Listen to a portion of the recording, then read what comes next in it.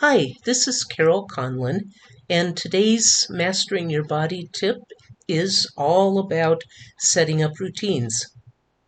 Now, a routine is simply a collection of habits that we traditionally do. The idea is to put together a number of useful ones. The reason we set up a routine is to increase our productivity, our creativity, and what follows is more success as well. Most people will set up both a morning and an evening routine. In the morning, it's important that once you're up, that you clear away the energies of the night, especially if you've astral traveled, because the astral plane that our bodies have to come back through is filled with thought forms and entities, and it's not a nice place. So sometimes we can get a hangers on. So we want to have a way to clear entities.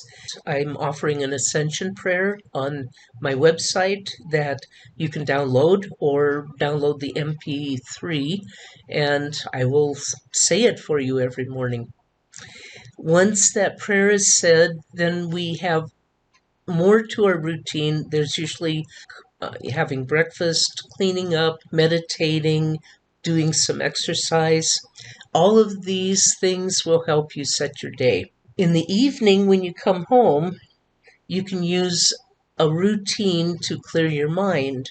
You can talk about or write about the good things that happened during the day.